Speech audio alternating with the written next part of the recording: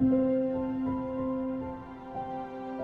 this video, we're going to learn how to delete sent mail from receiver's inbox in Gmail. First, log into your Gmail account. Go to settings. Click on see all settings. Under general tab, you will find under send. There is send cancellation period. There is a drop down menu. Click on it. Select 30 seconds.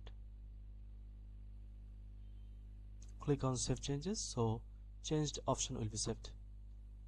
Now go back to your Gmail account again. Click on compose mail.